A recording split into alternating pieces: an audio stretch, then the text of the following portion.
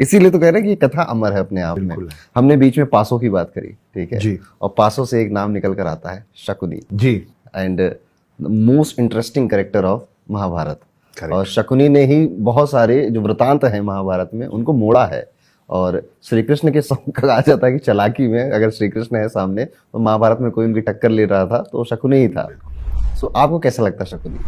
देखिए, अगर शकुनी नहीं होते तो कृष्ण बहुत आराम से बहुत पहले दुर्योधन को 5 गांव के लिए राजी कर चुके होते। 5 गांव दुर्योधन दे देता क्योंकि कृष्ण के समझाने में वो बात थी। लेकिन दूसरी तरफ शकुनी ऐसा डेविल पावर बन के खड़े हुए थे कि उनको मालूम था कि अगर दुर्योधन ये बात मान गया तो महाभारत का युद्ध नहीं होगा। पर आपको बड़ा अचरज होगा जान के कि जो शकुनी था वो किसी का हितैषी वेलविशर नहीं था। शकुनी चाहता था कि महाभारत हो और भाई भाई के खिलाफ खड़ा हो और पूरा कुरुवंश एक दूसरे को बर्बाद कर दे, नष्ट कर दे। तो उसके लिए जरूरी था कि महाभारत हो।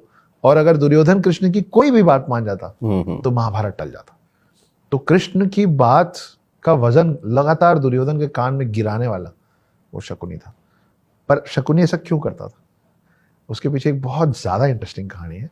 कहानी यह है कि हमको फिर भीष्म पितामह से मिलने जाना पड़ेगा, सॉरी, लेकिन मजा आएगा आपको। तो भीष्म पितामह भीष्म पितामह धृतराष्ट्र के लिए एक वधू ढूंढ रहे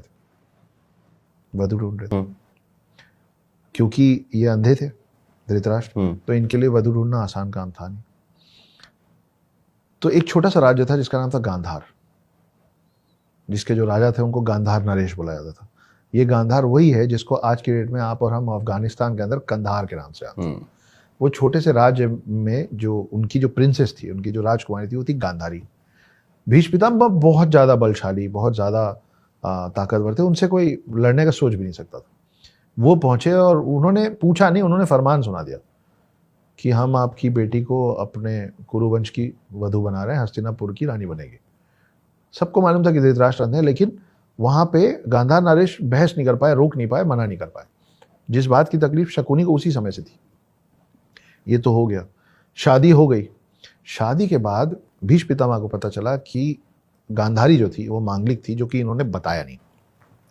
तो पुराने समय में माना जाता था कि कोई मांगलिक है तो पहले उसकी शादी बकरे से या पेड़ से या कुत्ते से करवा दो, क्योंकि ताकि जो भी उस मांगलिक, ये आप मुझसे बेहतर बता पाएंगे, पर मांगलिक दोष जो है वो पति के ऊपर नहीं आएगा और जो भी नुकसान होना वाला होगा उसको हो जाएगा। तो कई अभी भी पीपल के पेड़ से, घड़े से करवाते हैं, कुंभ विवाह कहते हैं, कुंभ विवाह कहते हैं, बकरे से करवाते थे, पेड़ से करवाते थे। तो ये बात जब भीष्म पितामह को पता चली कि ये मांगलिक थी और इसकी शादी धृतराष्ट्र के पहले एक बकरे से करवाई गई थी और बकरे की बलि दे दी गई थी, तो भीष्म पितामह चीटेड फील किए कि ये मेरे को पहले क्यों नहीं बताया गया, ये मुझे अब क्यों बताया गया। तो उस समय का रिवाज ऐसा होता था कि आपको जो बुलाते थे, जो आप जिसके अतिथि बन के जाते थे, वो निर्णय लेता था कि आपके टेबल पे क्या रखा है, आप क्या खाएंगे। अब वाला नहीं है कि अब जो मेहमान है उससे पूछा जाता है ना, आप बताइए क्या खाएंगे, फिर हम होटल में फोन करते मंगा लेते। पहले ऐसा नहीं होता था, पहले आके बैठते थे, भोजन में जो परोसा जाता था वो मेहमान को खाना पड़ता था। तो भीष्म पितामह बोले गांधार नरेश को कि अपने पूरे कुनबे को लेके आइए, मैं सब लोगों का आवभगत करूंगा। तो छोटा सा राज्य, उसका एक कुनबा, सारे रिश्तेदारों को लेकर अब गांधार नरेश आना ही पड़ा, आ गए। जैसे ही वो आया उन सबको जेल में ठूस दिया गया। ओके। और भीष्म पितामह उनको एक मुट्ठी चावल देते थे रोज। तो शकुनी भी था जेल में? जी। Okay. Prince of Gandhar Shakuni. तो एक मुट्ठी चावल मिलता था, बोले इसी में सब लोग खा लो। अब एक मुट्ठी चावल में 4-4, 6-6 दाना मिल रहा था लोगों को, रोज लोग मर रहे थे। तो सारे लोग मिलकर डिसाइड किए कि भाई हमारा प्रिंस तो शकुनी है, ऐसे तो सब मर जाएंगे लेकिन लीगेसी को आगे बढ़ाने के लिए कोई तो जिंदा चाहिए। अब ये सारे लोग वो अपने हिस्से का चावल खाना छोड़ दिए और पूरा एक मुट्ठी चावल दिया जाता था शकुनी को खाने के लिए। शकुनी रोज बैठ के वो एक मुट्ठी चावल खाता था और रोज अपने परिजन लोग को मरते हुए देखता था उस जेल के अंदर। इस बीच में भीष्म पितामह किसी युद्ध में निकल गए और वो लोग अंदर ही पड़े रह गए। जब तक भीष्म पितामह लौटे तब तक सब मर गए थे सिवाय शकुनी के। और आखिरी में शकुनी के अलावा मरने में जो लास्ट थे वो गांधार नरेश खुद थे। गांधार नरेश बहुत कमजोर हो गए थे। गांधार नरेश ने एक दिन शकुनी को बोला कि शकुनी, बस मुझे लग रहा है मेरे भी जाने का वक्त आ गया, मैं तुमको एक गिफ्ट देना चाहता हूँ, एक तोहफा देना चाहता हूँ, एक भेंट देना चाहता हूँ। तो बोले बोलिए। बोले खड़े हो और मेरे पास आओ। शकुनी चल के पास में गया। गांधार नरेश के शरीर में जितनी शक्ति बची थी पूरी शक्ति को अपने पैर में डाल के अपने ही बेटे के घुटने में इतनी जोर से लात मारे कि उसका घुटना टूट गया।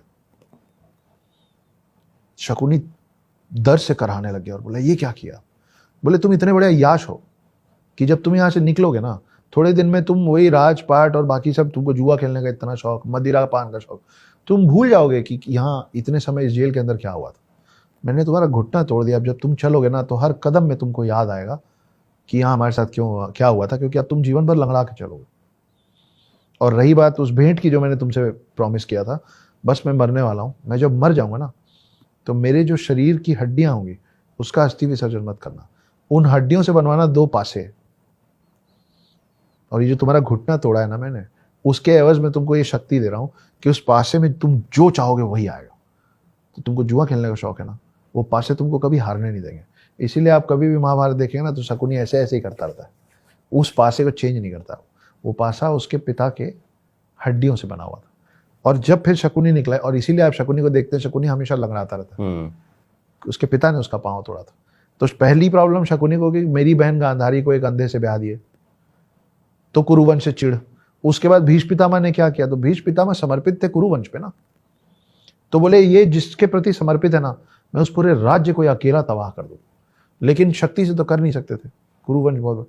तब वो धीरे धीरे करके दुर्योधन के करीब आए और दुर्योधन का कान भरते भरते भरते भरते और धृतराष्ट्र को भी समझाते थे, उन लोगों को तैयार किया। वो पूरा बिसात बिछाया महाभारत का, जिसमें एक तरफ कृष्ण, पांडव और बड़े बड़े योद्धा, और दूसरी तरफ कौरव और कर्ण और भीष्म पितामह और द्रोणाचार्य और कृपाचार्य, खुद शकुनी, ये सब एक तरफ। तो महाभारत एक कथा बदले की भी है। बदले की ये देखिए ना, आप पीछे जितने पीछे से हम बात कर रहे हैं ना, हर चीज जो महाभारत में हुआ है ना, वो एंड ऑफ स्टोरी है। वो 18 दिन क्लाइमेक्स है सिर्फ।